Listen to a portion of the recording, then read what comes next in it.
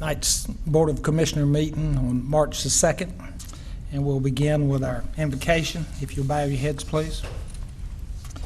Dear Heavenly Father, we seek blessings on the task before us tonight. Bless our efforts with clear insight and deliberation, with wisdom on our work and clarity for purpose. We seek to serve with respect for all. May our personal faith give us strength to act honestly and well in all matters before us. Please give special protection to the military, the police, firemen, and EMS that risk their lives to ensure our safety. Finally, dear Lord, grant us the humility to always seek you in all that we do and say. In thy name we pray. Amen. Amen. I pledge allegiance to the flag of the United States of America and to the republic for which it stands, one nation under God, indivisible, with liberty and justice for all.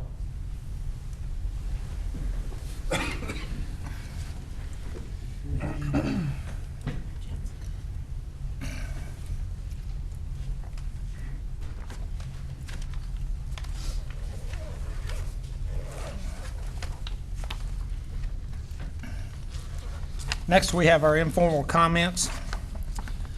And I ask each speaker must address the board from the lectern and begin their remarks by giving their name, stating whether they are residents of Union County, indicating the municipality within they reside, if any, and stating the topic about which they intend to speak. Each speaker will have 3 minutes to make remarks. A speaker may not yield any of his or her time to another speaker. Speakers may not discuss matters which are subject to public hearings and must be courteous in language and presentation. Restatements or repetitive comments by the same speaker, whether in the same or separate meetings, may be ruled out of order and terminated by the chair.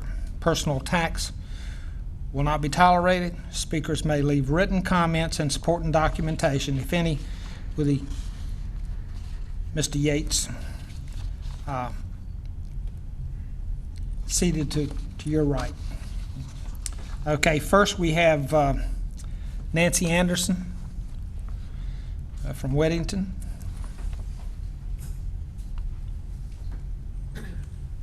Gentlemen, thank you for the opportunity to speak to you tonight. I am Nancy Anderson from the town of Weddington, lifelong resident of Union County. I understand the county is undertaking a restructuring of the fire service coming up in the next couple of months, and I applaud your effort to tackle this very difficult, long neglected issue. When I was serving as mayor of Weddington, we actually formed our own municipal fire district. We did that for a couple of reasons. One is because we felt like that the closest station ought to be responding to the emergency. The second was the Providence Volunteer Fire Department needed extra territory for, to produce more revenue in order to pay for the services that the town of Weddington was asking for, which was paid staff 24 hours, at least 2 on. We've since upgraded that. And the other one was because we had to upgrade for serious code violations that we had in our in the fire station. So those are the reasons why we had to do that. Here's the dilemma that you're going to face when you try to look at how Weddington's going to be structured. I know the town of Weddington Town Council also is tackling this issue, and they've been studying it very hard and very long. I applaud them for that. But they are committed to 24-hour, 7 days a week, 4 paid staff on the all shifts. Your dilemma as commissioners is, how are you going to fund that? If we turn everything over to you, we dissolve it, our municipal fire district asks you to take it back over, how are you going to fund that? How is that fair to the rest of the county, whose some stations don't have any paid staff?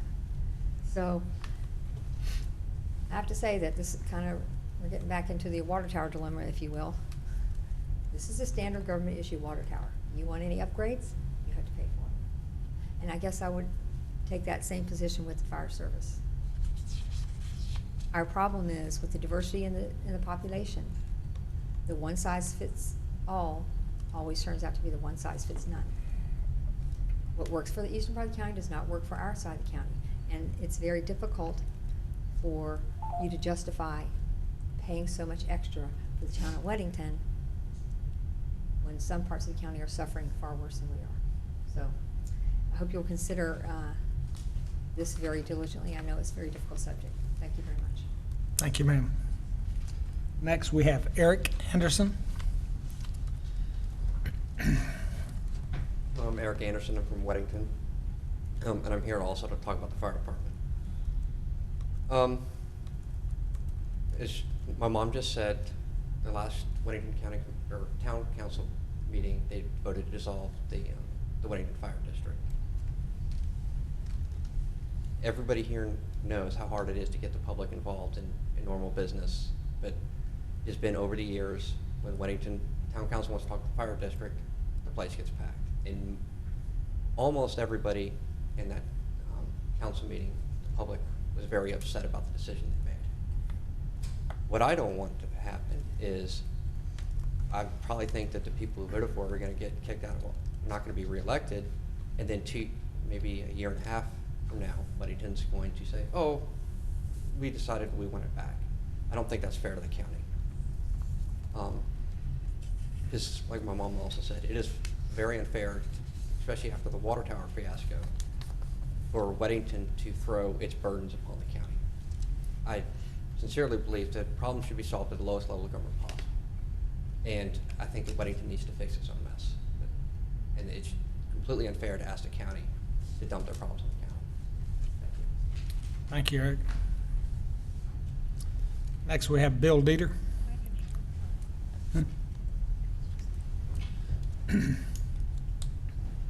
Thank you. My name is Bill Dieter. I live in Weddington, Union County. I'm here to talk about fire service.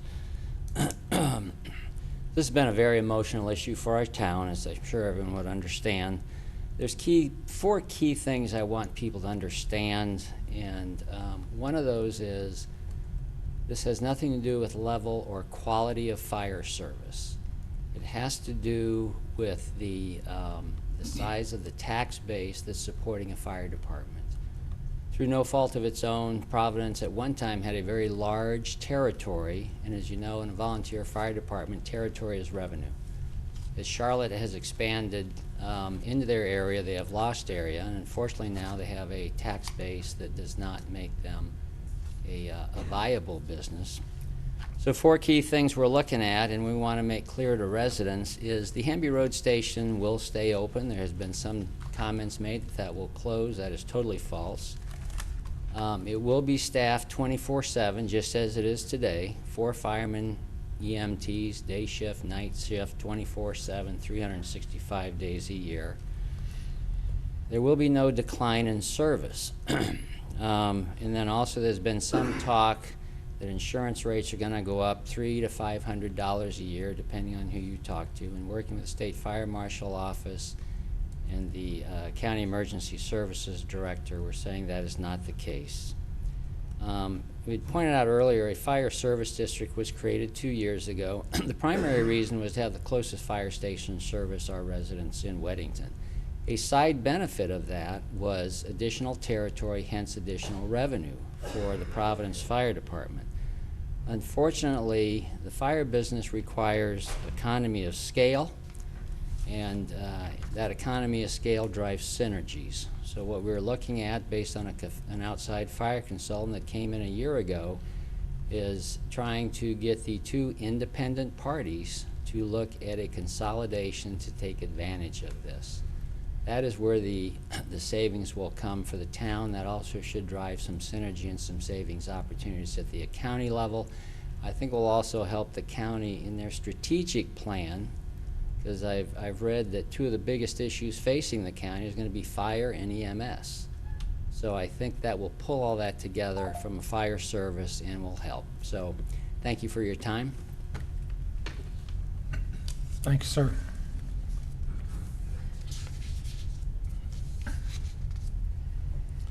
Next, we have our additions, deletions, and adoption to the agenda. Do we have any adjustments? I do have one. I would ask that we move agenda item A4 to new business 6A. And this is for information basis, primarily to be transparent to our citizens with the changes that we're doing in our DHS building. Any questions? All in favor? Aye. Okay. No opposed.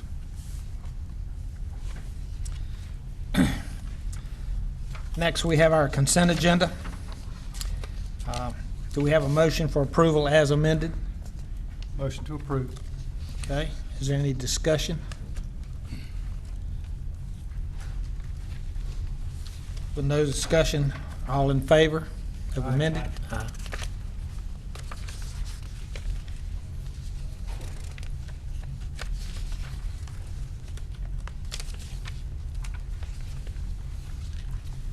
Old business. We've got, back on January 5th, Board of Commissioners approved the commission of a employee survey. Direct our staff to draft for our approval. And Ms. Manager, if you'd like to address this. What staff did is they put together, based upon the information received at the January 5th meeting, a draft request for proposal for the employee survey services. I had sent it out, I believe it was last week, to each individual commissioner asking for their input, and Commissioner Akmus asked that it be placed upon the agenda. So that is the reason it is on the agenda this evening. I would turn it over to Commissioner Akmus, but really what the staff needs from the board, whether it's collectively or individually, as we originally worked at the path we were going down, as to whether or not this is consistent with the direction that you had provided to us. If not, we need clarification in order that we may proceed forward with advertising the RFP. Okay, Commissioner Akmus? Yeah, the only thing that, my only question is, did we ever determine what we're trying to accomplish here? Yes, we're trying to do an engagement survey with our employees to gain feedback on various categories. Like what are those categories? Well, and that's one of the things, because what was discussed with staff is not what went to procurement. Okay. And it came back to you because I did not see what went to procurement. And So I guess what is it then we're asking for that staff didn't request, so that we can make sure we get this all ironed out? well, one of the concerns I had with the procurement process is that what staff provided to procurement was a document that would require this board to vote on every step of it. And the intent entirely was they do an employee survey that would come back to the Board of Commissioners to identify, and if you've got a document and if you'll turn back to second page, and it has a list of the items down under introduction that it would look at. Work resources, workload projections, job person fit connection, where they fitted in their job, meaning and purpose of their positions, relationship with their immediate supervisor, belief in senior leadership, impact, recognition, autonomy, empowerment, accountability, their perceptions. Now, the understanding that we had in this initially is that we'd go out to RFP and the respondents would come back and work with us with the specific information, questions that we'd go out with. And that information and that process was not identified in the document that went to procurement. It needs to come back to the Board of Commissioners. And actually, I'd like for us to have 2 members of the commissioners work with this group to come out with a process that we can roll out. Our employees are the most important asset that this county has. So therefore, we need to ensure that we are providing them with the tools they need to do their work, providing them with the environment that they need to do their work, and we need to have input from these individuals on how successful we are. Hopefully, it'll come back that we're walking on water. If it doesn't, then we've got things we need to address. That's kind of the basis for most employee surveys. Yeah, well, and I agree, but I mean, I guess my biggest concern is anytime you're administering an employee survey, you've got to have some kind of idea of what you're going to get back. Because we have got to be able to make, at least in my opinion and what I've seen in the working world, is that, yeah, we created a committee to put together an employee survey, and we rolled that out. But we already had a kind of an idea of what was going to come back on that employee survey. And we were able then, once that survey result came in, to be able to say, this is what our steps are going to be to correct what comes back on that survey. And I think if we just send out a survey blindly and it comes back and we don't have some ideas of what's going to come back, how are we, I think the worst thing we could do is send out a survey, bring the results back, and then not do anything about it. Oh, I agree. So I think our questions on this survey have to be very carefully worded, that whatever we're going to ask, we've got to be able to respond I agree. and react to. I totally agree with you. So that's my concern is, and that's why I asked it be put back on the agenda, was I didn't feel like we had the input to formulate the questions or to know what direction this survey was going to go in. The way it was expressed to me is that the respondents would come back based on kind of categories and come back and make recommendations on how to achieve this and what questions, how you would ask them. Because we need to know, are we doing a good job mentoring our employees and motivating our employees?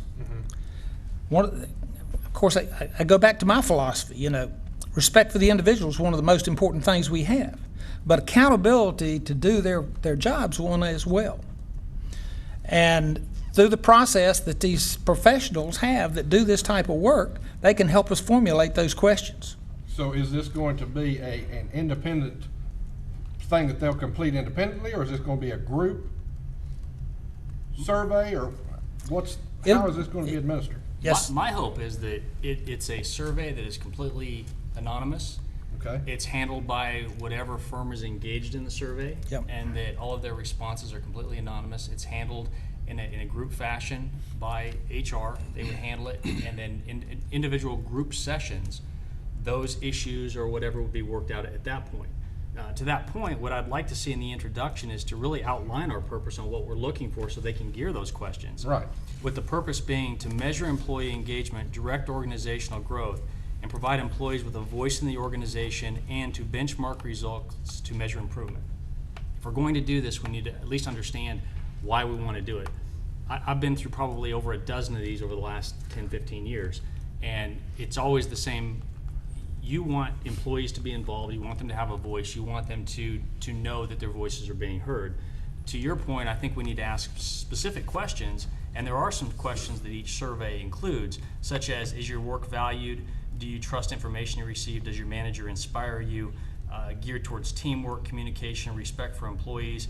And then I would also like to have, as part of the RFP, that they include several free text areas that are included to allow the employees to express their thoughts or opinions that are outside of the scope of the questions. I agree. At least 2 or 3 of those areas. The document that went to procurement would not accomplish that. What I left with each one of you, and I apologize for delivering it late, but it was finished this afternoon, is kind of a draft. It doesn't include Commissioner Lance Simpson's updates, which I think are very applicable. I'd like to include those in it and move forward with getting a survey, identifying a respondent that can perform a survey so we can go back and we can identify where our strengths are, where our weaknesses are, and allow us to put in place a plan to improve it. Well, I know we have some challenges. Yes, sir. When you say a plan to improve, I guess that's kind of where I'm getting hung up. Okay. Is once we get the data, I think it's great we're doing a survey, fine. What are we gonna do once we get the data? That's what I'm trying to understand. Are we gonna have a committee that's gonna sit down and review this data made up of various employees throughout the county? To come up with, I mean, maybe one of the issues that comes up is recognition. And that seems to be a common theme. You know, I don't feel like I'm recognized for what I do. And I'm not paid enough. And Exactly. that's gonna come So- back negative. I understand Right, that. of course. So, I mean, we kind of expect that. But what are we gonna do? Are we gonna put together a committee for, to help staff come up with ideas for recognition of employees? Are we going to, is this board gonna decide how we're gonna recognize employees? Or are we gonna leave that to the manager to decide? I mean, how are we gonna digest this data? I think the feedback has to come back for us to make a lot of those determinations. Kind of example, if I was a manager of an individual department and my people felt like I led through intimidations, need to know that. And then whomever my manager was, they need to address and do an action plan that we don't do that anymore. We don't manage that way.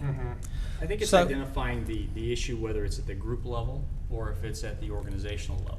And then the plans need to be tailored around those deficiencies, or if they're good, then let's see how we can roll those aspects out to other areas of the organization. So I think a lot of it comes back, what's the feedback we get? If it's positive, then let's see how we can roll that across the rest of the organization. If it's negative, then how can we take some of the positive comments and roll it into maybe possibly that work group or that area of the organization so that we can get improvement across. But that's what I want to know. Are we going to pay somebody else to figure out how we're going to do this? Or are we going to have a committee to do it? Or is this board going to do it? Who's going to handle that? We'll take the yes, sir, go ahead. You know, we talked about this after the last time when we voted to do this.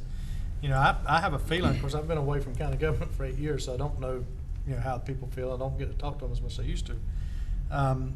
But I do feel like that we probably will get some pretty satisfied employees. Oh, I think we will. I think we will, and that's what I talked to Jerry about. And, you know, I was, you know, I feel like sometimes we hear from the most vocal people that are not happy. Sure. And those are the people who tend to seek you out. And with this as a county commissioner, if 90% of the employees are happy and in a good working environment, then maybe no action needs to be taken at all. Maybe we should commend our staff and our employees and say, good job, thank you, and we go on. If there are problems found, then we can address them, and not address them in a way of punishing anybody, but in a positive way, of just like we look at anything. And this board will have a lot of function in that. Now, you said something about wanting two commissioners maybe to sit down and go over some things. or- I'd like for us to identify two commissioners to work with the RFP respondents to come up with the questionnaires. And just because there's two of us working, that doesn't mean we can't communicate with all of us. Well, I think, you know, Jerry, if you'd be willing, I don't have enough experience with the employees over the last 8 years, but you definitely would. And if, Mr. Chairman, since, you know, it's one of your initiatives, if you guys would be willing to work on it, I'd move that you guys work on it and be the liaisons for that, or the ones kind of getting this together.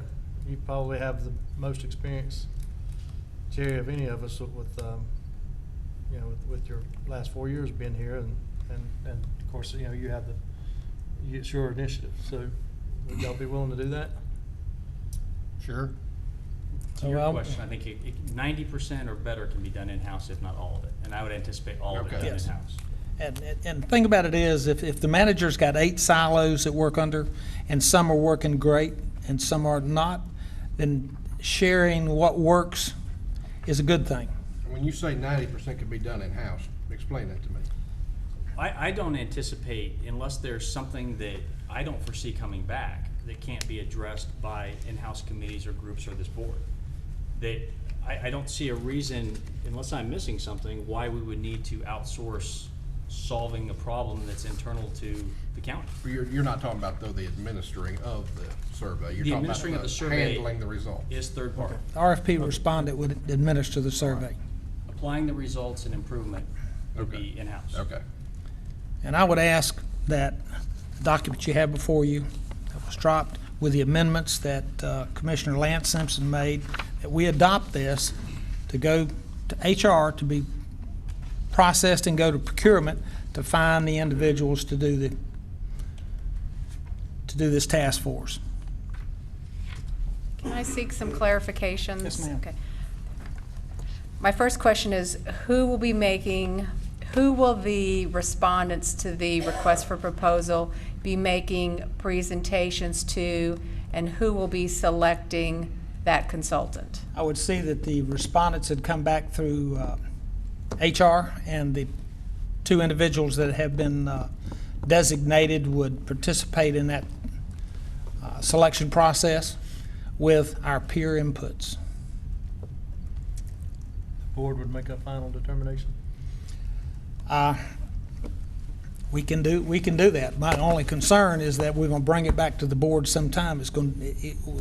Some of us will be out of office before this thing ever transpires. Well, it would come back before the board for approval anyway for the funds. Yes. Well, if the contract is under $100,000, it would not. If there were funds available, if it has to come out of contingency, it would come back before the board to fund the survey. I'm glad you made that clarification. That's right. There'll have to be a budget amendment. And also, just a point of process is if at least 3 of you want to participate in that decision on the review of the consultant, that panel will have to be public and open. I understand that. So, Right now, we've got it set with the 2 identified commissioners. because you had mentioned with input. Well, but you know, so I wanted to be sure you understood that as you go through that process, because we had this long conversation in our procurement about this, the deciding panel will have to be done in open session. the feedback from our respondents will be shared with all commissioners. Doesn't mean it has to be a board meeting where we're meeting together, but the input will come back and be given to all commissioners. I think that's very reasonable. Just so the board understands, the way this is currently structured, as I understand it, it would be a committee group, and it would be subject to open meetings law, Even with 2? to with the HR staff, yes. I would like That's to see fine. the final proposal come before the entire board so Okay. that they can present, so the taxpayers can see what they're paying for. I agree. And then we vote on it at that point. But the individual details on identifying the questions, I don't think that needs to come before the whole board. But once the proposal is complete, then it comes before the board for approval.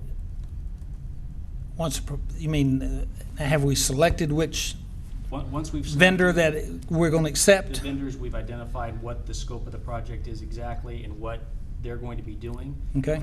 That they bring a presentation to us so that That's fine. taxpayers can see exactly what they're paying for. That's fine. So once the scope is developed, bring it back to the entire board to accept that before they initiate the actual survey? Correct. Okay. That's fine.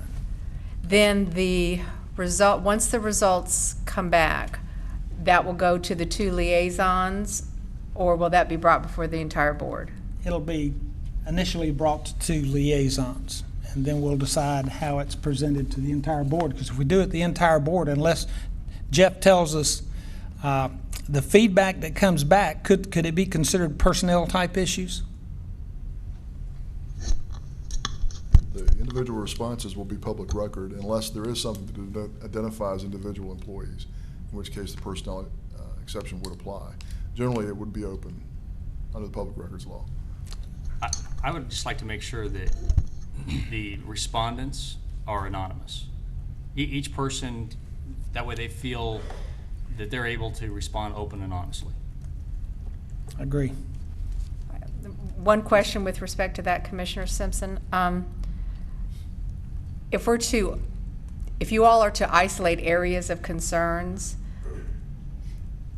and this is obviously up to the consultant, but I would think there would need to be some discussion as to how that they need to be anonymous, but if you've got a problem in a certain department, if you don't have some identifier, you're not going to be able to identify problem areas. Well, and I think it can be identified down to a group level, and HR can guide us on the number of employees that would be involved in that group so that it maintains anonymity. And then beyond that level, it's completely anonymous. Maybe a work group of 10 or more. And one of the things that was explained to me in this process is that the vendor can what I call sanitize the responses, so that there's more, protection from the individual, and I can tell you, if you read my writing, you'll know who I am because I talk that way. But they can sanitize it to the point that the concern they're expressing is made, but yet it doesn't pin it back to one individual. Yes, sir. One thing that we need to make sure, and this is the reason, I'd like to make sure it's a board-driven survey rather than a staff-driven survey, because Should be. you know, if the employees get an idea that the staff is driving it, they may be less likely. If they want to know what we think, then they may be Right. more likely to respond. But, and that's being said, we do have to be careful that, I'm gonna pick on you for a second, Jet. If we know specific departments and you say the leader of my department is not doing what he's supposed to do. Got gray hair. You got gray hair. You're gonna know kind of who they're talking about. So we do need to be careful to protect the person that is the supervisor. If we ask supervisory questions, you can't identify those by department. The way I see that occurring is that you would have to provide that directive to the survey consultant. Right. And they would have to prepare it with that in mind. Right, which is what Jerry and Commissioner Simpson Richard. suggested perhaps some text area, and as you said, that can sometimes indicate the respondent, so you'd have to be careful of that. But again, I would expect the expertise of that survey consultant to determine that. If I could, and I'm sorry, but I'm a little bit confused. I just want to try to walk through the steps and make sure that I understand what you're doing in case, because this contract will come to legal for review and approval. You have several steps in the process. One is development of the scope of the RFP. Correct. And who is to be doing that? Was it the two commissioners and the HR team? Well, that's, yes, but we've got a document that we modified the procurement documentation. Procurement documentation was clearly addressed that staff was doing it as opposed to the Board of Commissioners, and it excluded some employees in this building that I'd like to see included, such as the Register of Deeds. So we've got the document. What I would like to do is amend it as Commissioner Lance Simpson identified with some verbiage, and then to move forward from there. Then Commissioner Jerry Simpson and myself, once they have the, Forgive me, Mr. Chairman, and I'm just trying to understand. Okay. The two commissioners and the HR staff, do they develop the scope, or is that already prepared in the document that you're referring to? well, the scope in the documents is somewhat prepared as a basis that would go out to the RFP vendors, and then they would come back with their recommendation and, I'm sorry, I just have to do it in the word that I understood it, just to Okay, make sure I that's fine. cover the basis. The second step, does that scope return to the Board of Commissioners, or again, is that already established? returning to, right after, once we have the RFP respondents come, No, sir, not the response, but just the scope. Is that? No. Okay. And then the third step would be the selection of the consultant. Is that also done with the commissioners and the HR staff? with the two commissioners identified and HR staff. And the final step that I understood was the analysis of the results, and that's to be done by, That'll be initially done by the two commissioners with coming to you and determine how we go back into open session, what the response will go to all commissioners. They'll see the paperwork for all. okay. that's And very helpful. then the two identified commissioners will come back with recommendations based on our working with HR. And I apologize, but now I'm a little confused. Commissioner Lance Simpson, you had indicated that the final proposal before they went out and did the survey, that it was your desire that that process scope come back to this body. I don't know if there were any other commissioners who agreed with that, but in what was just laid out to Mr. Crook, I'm not sure it contemplated that, unless I misheard. Yeah, I would like to see, once the committee establishes the RFP and identifies the vendor, that then that vendor comes and presents before the whole board on what they're going to be doing. And then once the cost, And that- yeah. and then once the board approves it, no disagreements, everything's good, then they go out and conduct the survey. I agree.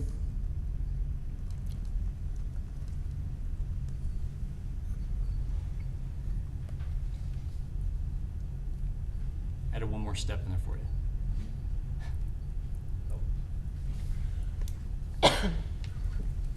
you.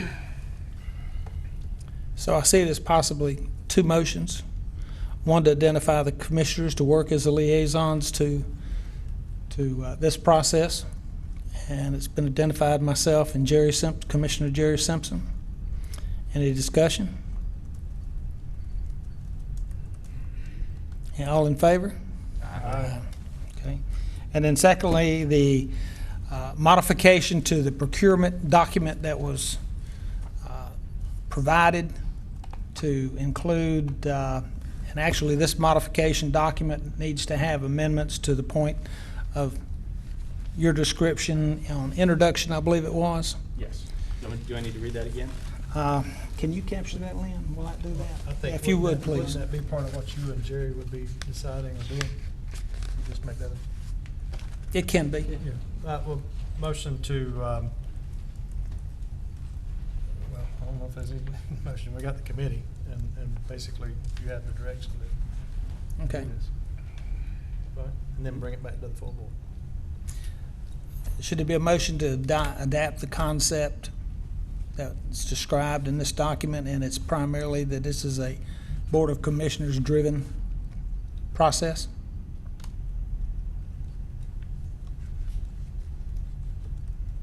Conversation? All in favor? Aye. Aye. Okay. Not sure. Are we clear? I'm looking at my attorney and my director that's over procurement to make sure we understand exactly what we're doing, so that there's not any confusion later. Given the nature of this project that would normally have been handled by staff, because of its nature is not being handled by staff, could you also approve the process that was laid out? I think that can be derived from the minutes as to how the board wanted this to proceed. Would that be helpful, Ms. Manager? Yes, it would be. Won't that come Just- back to us? Well, I'm talking about just the process that we just outlined, for the 5 steps. Okay. A motion to approve the process we just discussed? Aye. Aye. Okay. Opposed?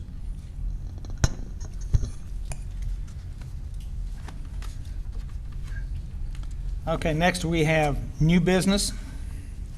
And we have a report from Anna Yan with Cardinal Innovations.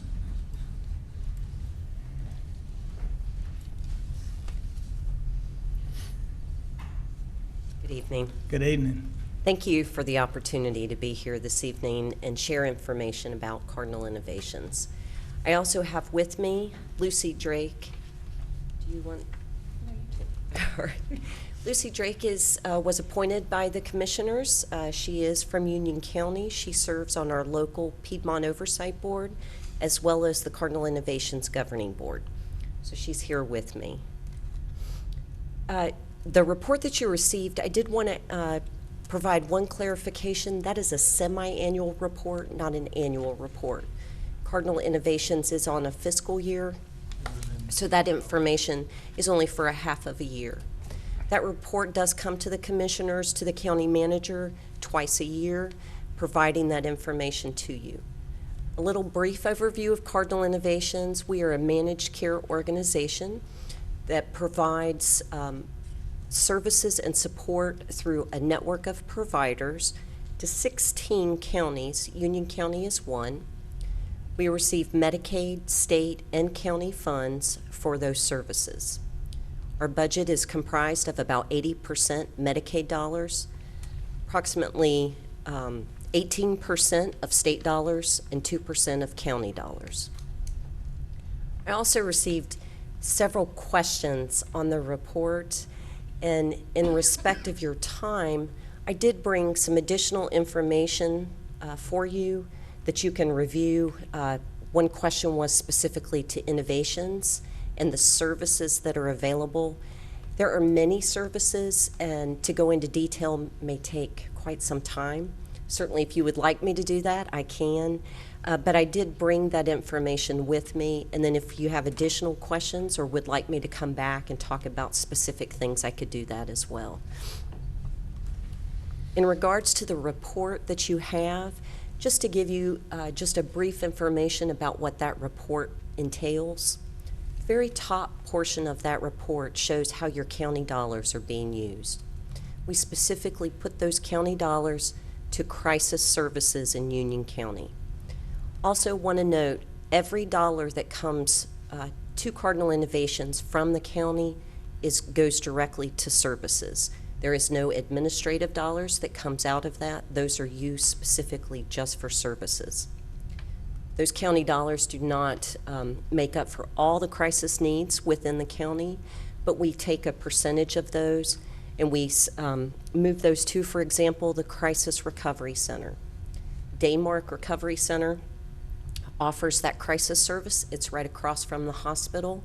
It's an alternative to hospital care that provides detox as well as short-term mental health crisis so that individuals can stay within the county instead of having to go to a hospital setting outside of their local community. They can stay connected to their family. If they have supports, therapy within the community, they can stay here and continue those services. Medication assistance for those that are unable, you're uninsured within the county. Some of those county dollars go to those that are in crisis that may need a medication until they can get to a doctor for that follow-up. The next graph there is a number of consumers served by Medicaid and state. One of the questions was that those are looking at those as averages. I did want to point out that those are distinct counts by month. So if you look at the number of people served in Union County, you actually add up those numbers as opposed to an average. But it does give you a count per month how many people are being served with Medicaid dollars as well as state dollars. Any questions so far? Okay.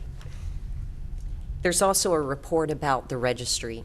One of the questions that came up was Innovations is a very high-cost service. Why is it that when so many dollars are going to Innovations, that there is still a considerable wait list? With Innovations, it serves your highest risk of individuals that are at risk of being placed in an institution. These are children and adults with developmental and intellectual disabilities that are at risk of being placed in an institution. It's also a long-term care service. So with those services, you tend to see they're being provided in the community, but because they're long-term and therefore your highest risk of individuals in the community, it tends to be much more costly. The state provides Innovations in what we call slots. So each person is assigned a slot for Innovations. It is not where they receive a certain amount of funding, but it is a slot. So we only receive a certain amount of slots per year that we can have individuals move into those slots to receive Innovations. Those can average per year based on the funding that the state has available. We've gotten as small as 5 to as many as in the past year over 100. So that can vary just based on the funding within the state.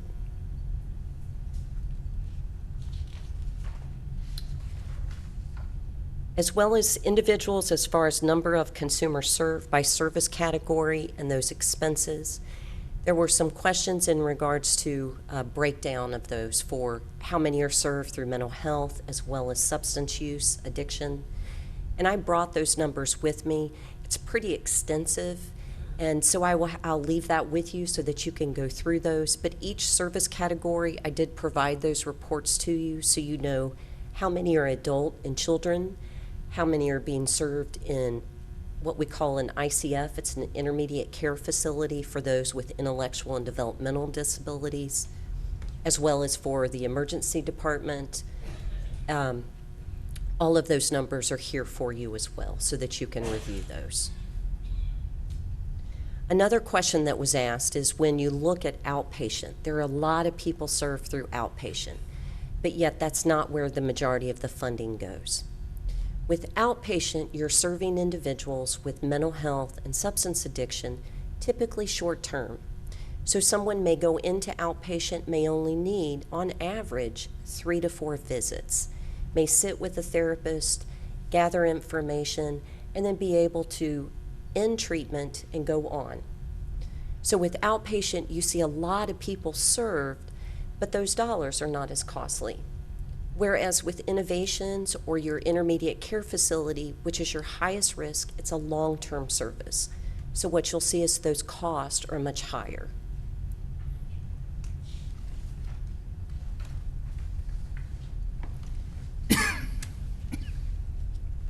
There were some questions in regards to, I believe it was for mobile crisis and your facility-based.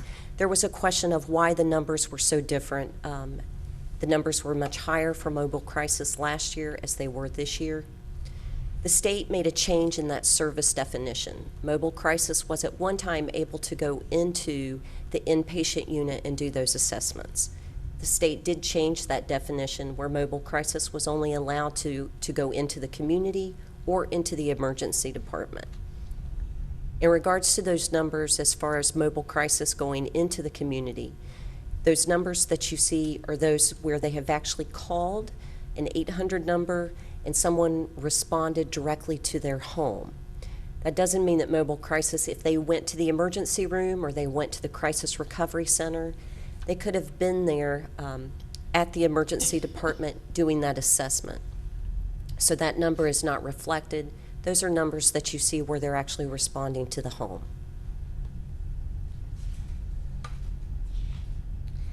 And another question was, why is it that the numbers are different? So you have your top providers, you have Monarch that has the highest claims, but yet you have Daymark with the highest number of people. Daymark is typically, the majority of the services they provide are mental health and substance addiction services. So again, those are your outpatient services, they're short term, so they're gonna see a lot more people in a shorter amount of time, and the cost is not as high. Now Monarch serves not only mental health and substance addiction, but a large proponent of their numbers are also through intellectual and developmental disabilities. Those services are more costly, innovations, so you see their claims dollars are much higher, even though they're not serving as many people. Is the total for Daymark Recovery Services, does that total include the recovery services and the after-hour emergency? No. What you'll see is their Daymark Recovery Services, that's actually their outpatient, and then underneath is their after-hours and emergency. Okay, for the total paid claims though, is that total for both? Oh, yes. Yes, it is.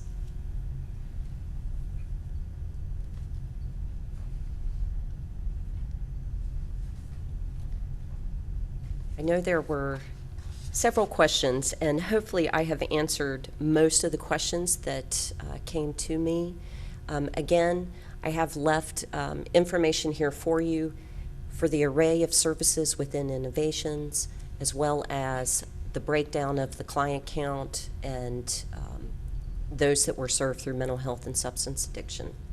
There's also, my card is in the packet, so if you have any additional information, certainly feel free to reach out to me. Ms. Cotto can also reach out if there are questions that you felt I didn't answer. Anything else? Any other questions? Where are you located? My office is located in Concord. Okay. Mr. Chairman, do you have a question, Tom? Yes, sir. Do you have something? Okay. Oh, I just wanted to make a couple of comments. When I first came on the board, I was appointed to the represent the board on this organization, and at that time, I believe it was 3 counties, 4 counties, Cabarrus, Five. Union, 5 We were counties? 5 counties. 5 counties, and got familiar with the services. Many times, I think, with organizations like this that we fund, a lot of people in the community aren't aware of what you folks do and how we play a role in that. Over time and legislatively, that has changed to now it's 16 counties. That's correct. And so commissioners, boards of commissioners have a lot less input, I think, in terms of the daily workings of the organization. I think it's important to note we have Lucy Drake and Lucy is not only chair of the local community board, the local community board has 3 representatives, Lucy, Treg Lindberg, and myself. And then Lucy, in turn, is the chair of the whole organization. So we have ears to the tracks throughout the entire organization. And Lucy, I want to commend you. I wanted you to be here and to commend you for your time and diligence that you put into this. I know, too, that we've talked a good bit about the North Carolina Association of County Commissioners, and Ronnie Beal is chairman of that organization this year. Ronnie is heavily involved and concerned about mental health issues in the state of North Carolina, and is devoting a lot of their time and effort to that this year. So on my behalf, I appreciate you coming and providing that report, and they are very accessible should you have questions. Lucy, if you have any comments, we'd love to hear. Well, to start off, I want to thank you, Jerry, because it's hard when you have a meeting once a month, I know. And so the Oversight Board started meeting the Community Board every other month. And we do meet in Concord. Jerry comes when he can, and there's a couple other county commissioners from the 5 counties that come.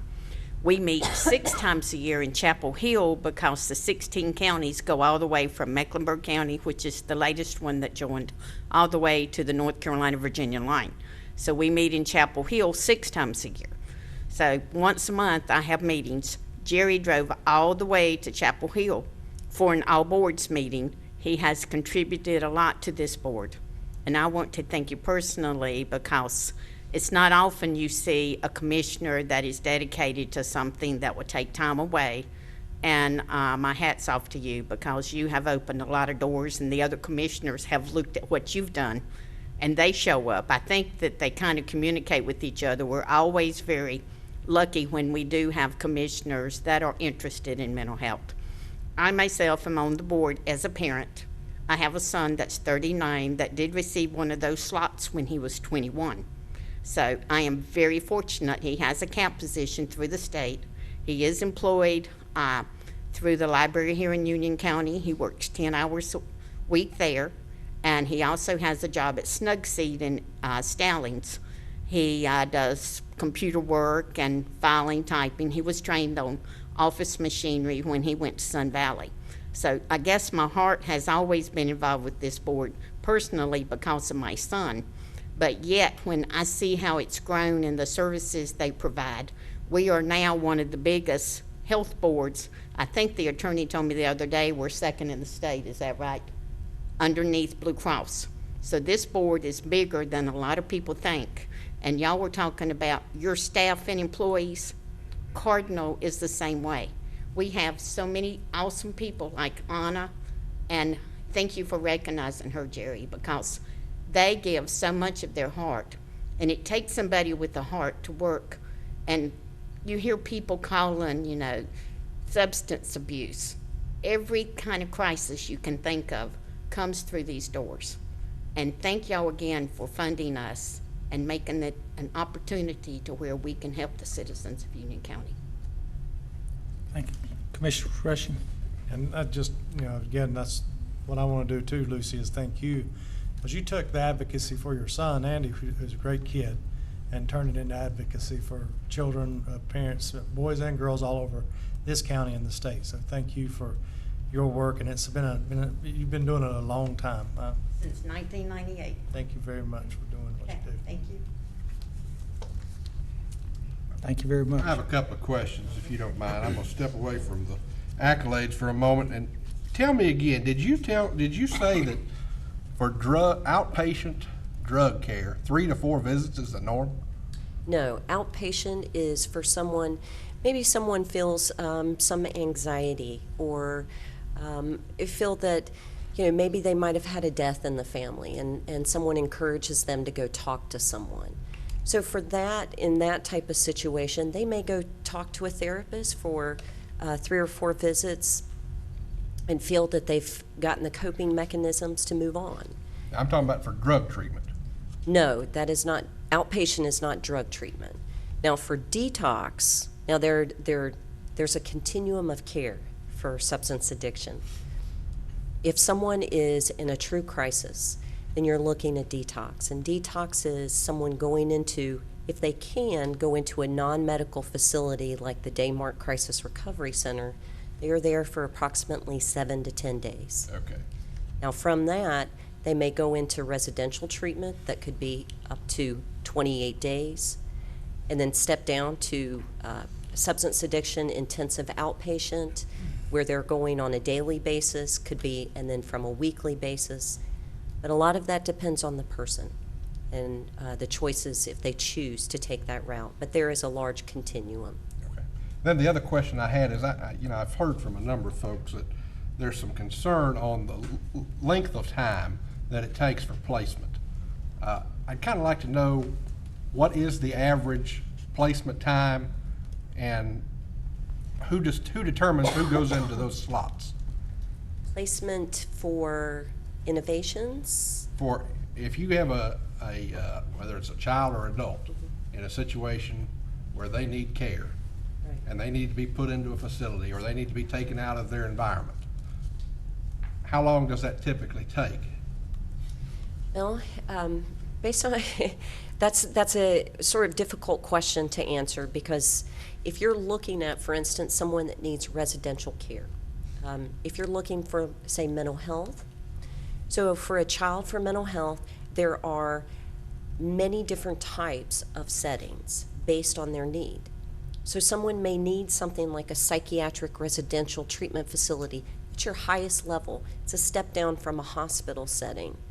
And so that is something based on their needs that can happen. I've seen it happen within 48 hours to as long as it could take maybe a week or so, based on where that fit is for that person.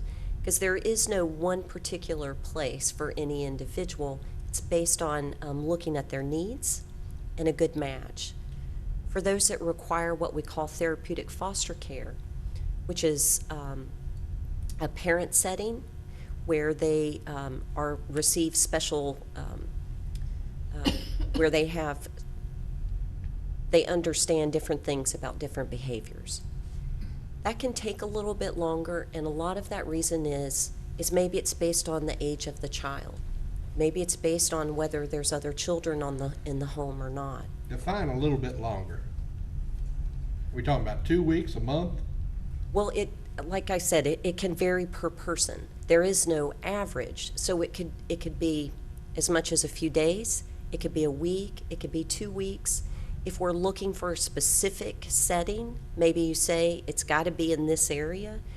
It could be a few weeks. And so what happens in the interim? Do we leave that individual in a dangerous environment? Well, typically what you would do is you would offer supports within that home during that interim. Okay, so you have a child who has additional parenting needs, and you're looking to place them somewhere else. So first of all, for mental health, we don't place for additional parent needs. Well, what did you just say that you What were we going to? provide for is mental health treatment. Right, I got that. So with mental health treatment, if someone is needing out-of-home placement, if they are currently with their family and they need to go into another setting, that is truly based on the needs of that individual. Now, if it does take several weeks, then what we can offer is in-home services that you provide. So maybe it is working with the current parent to understand the behavioral issues that are going on and how to provide those interventions. Maybe it is providing respite, either within the home or taking them out of the home during that time frame. There's a wide variety of supports that can occur, but now that's not a crisis. A crisis is for someone that may need hospital care or someone that needs to go into an intensive level of service immediately. That's a crisis. So who determines the crisis? Is that Well- your innovations? Is that what you do? Or is Well, that that's- based on input from our county? No, it is based on medical necessity, based on the determining factors of the behaviors that the individual is showing. Now, if they are a danger to themselves or others, then they need to go to the hospital immediately. And that is health and safety. Okay. I'll look at your additional information and Okay. send you the rest of my questions. Certainly. Thank you. Any further questions for Anna? Thank you very much. We appreciate your time. Thank you, Lucy. Thank you. Jeff will take them for you. Thank you. Commissioner Johnson, if he were here, would know how difficult it was to go to Chapel Hill. No offense here, Lucy, but from a Wolfpack fan, you know. Or how long it takes to come back afterwards. Yeah. Next, we'll go to 6A, which, based on a conversation with Commissioner Akmus, wanting more transparency, I think we've asked that item number 4, the contract with Perkins and Will on the change in our architectural requirement services for Union County Human Services Building. This is an information only, just for our public to understand the changes that we're going through. Yes, sir. Good evening, Commissioners, Manager. Basically, since we have decided to go away from the bridging design build model that we was originally adopted about a year ago, what we've moved to now is the standard design bid build. I understand there were some questions that were raised about the fees and the fee structure that was presented now. The original fee structure was based on approximately a 65% design, at which time that design would be handed over to selected pre-qualified design build teams, at which time they would have to actually engage another architect to finish that design. They would take we would design it up to approximately the end of design development. We would hand it off. They would take it all the way through construction documents and also include construction administration and closeout in their documents. So the discrepancy between the previously submitted number and the current number, our current number of 2.376 is based on total design, start to finish. There is no design build architect involved at this point. This will include a complete design that will be handed off and hard bid by contractors, just like most standard buildings are. Any questions? Yes. The original contract was $2,050,173. Is this an additional 2.376 million, or is this or is it just additional approximately $300,000? It's in lieu of. It's just an additional $350,000. So it wouldn't be, 400, or it wouldn't be $4 million. It's just a change. It's a switch. And if I might clarify, it's not an additional cost to the overall project, because in the original design bridge build, you had Perkins and Will and you had the Brookwood Group. Really what you're doing is shifting dollars among your two consultants. Now that Will Perkins is doing 100% design work, those dollars are shifting, that would have gone to Brookwood and their associated architect are actually going to Perkins and Will. The overall total cost of the project is not increasing by this amount, so it's all being handled within the project budget. Okay. Thank you very much. I appreciate it. Any other questions? Thank you, sir. Can we get a motion? Sorry. To accept it? Yeah, Motion. I guess we will have to do that since we took it off the consent agenda. Yes, sir. So, item number 4. The motion is to authorize the county manager to approve a contract with Perkins and Will for the. I'll do this. You don't. Okay, thank you. Motion to authorize the county manager to approve a contract with Perkins and Will for the full range of architectural services related to the design bid build traditional construction method for a human services facility, to include but not be limited to the schematic design, design development, construction document development, bidding and construction administration in an amount of not to exceed $2,376,976 pending legal review. We have a motion. Any discussion? All in favor? Aye. No opposition. Next, we have item 7, the Union County Board of Education radio system and a local agreement. Manager, if you'd like to give us a description of this. I think it's a very positive statement here demonstrating that we are working with the school system to enhance their ability to communicate with their vehicles and staff. And you know, your staff was able to facilitate that, and we need to thank them for their work. I'll give you a brief overview, and then if you have questions, actually, Curtis and Larry Brinker worked on the technical components. Jeff Yates worked on a lot of the financing components. So, but what had occurred is the public school system, their radio system had, in essence, reached its useful life. It needed to be replaced in order to come into FCC standards. We knew that they were looking for some solutions and approached them and identified that we might be able to come up with a solution set for them. In fact, they have taken that, and I think I have provided some background information to the board via email a couple weeks ago, but they have taken that to their facilities committee, and their full board has also adopted this. I believe it was last week. What it is that we will be buying up to, I believe it's 460 radios. We're still working on the final count with them, but that was the maximum amount, in the amount of $835,000. And then they will repay us over a 5-year period of time $167,000, and it will come from state transportation dollars.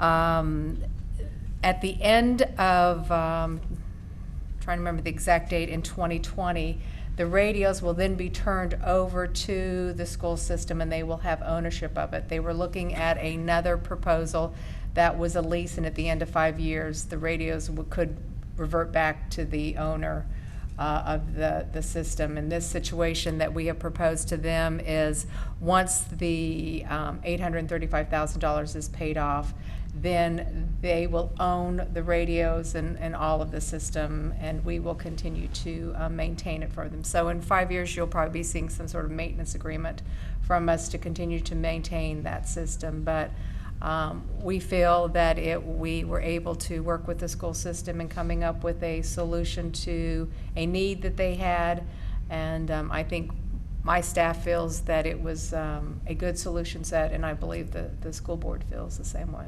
And actually, the life expectancy of the equipment is far beyond, it's actually beyond 2020 as well. Absolutely. So it's a win-win for them. Thank you. I make a motion to authorize the county manager to approve the interlocal agreement for the purpose of providing UCPS Transportation Department a radio communication system pending legal review, and adopt budget amendment number 23 to appropriate general fund ballots for the interfund transfer to the Union County Radio Fund for capital and related expenditures for this radio system. Any discussion? All in favor? Aye. Okay. Commissioner Akmus, I think you asked for number 8 for the roofing update. It's a very positive report. Good. Would you like me to go over the Please, numbers just yes. briefly? We obtained an update from the school board as to the status of their roofing projects. As the board will recall, we allocated $9.5 million for emergency roofing needs.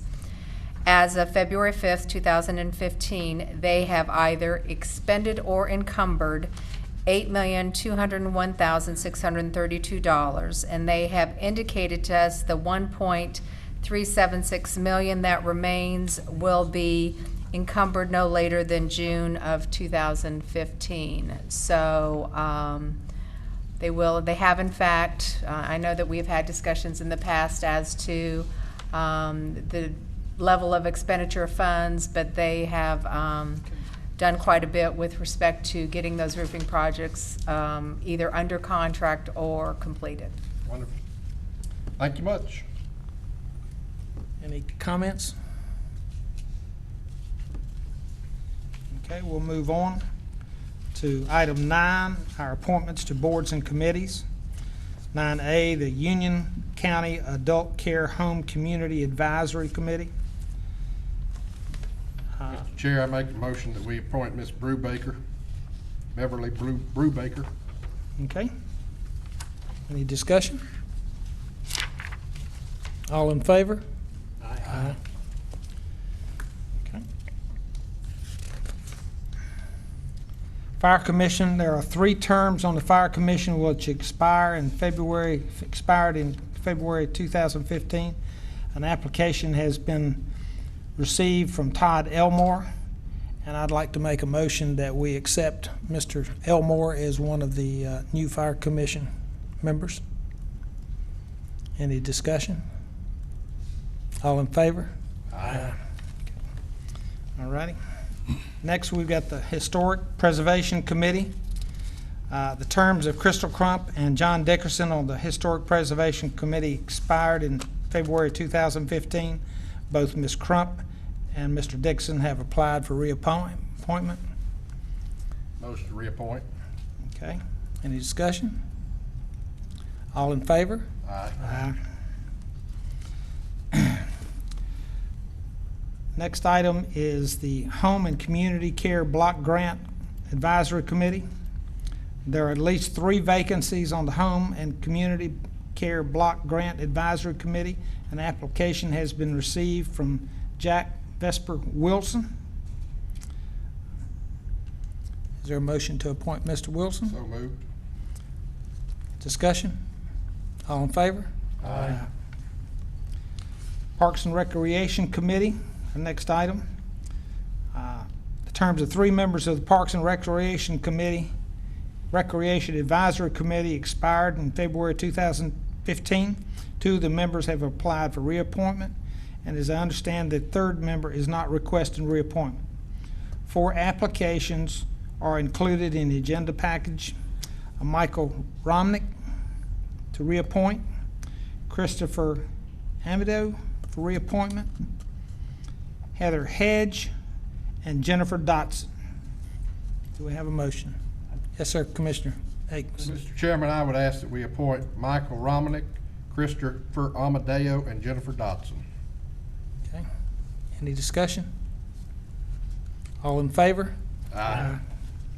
Okay. Well, that moves us right along. And Ms. Manager, if you I have no any comments this evening, thank you. Commissioner Jerry Simpson, No further comments this evening. Commissioner Akins, No comments. Mr. Lance Simpson. No comments. Okay. Commissioner That's my Rushing. bedtime too, no comments. Okay. I will pass some comments as well. I wish everyone a great evening, and we'll talk to you next time. Movement to adjourn. Motion to adjourn. Okay.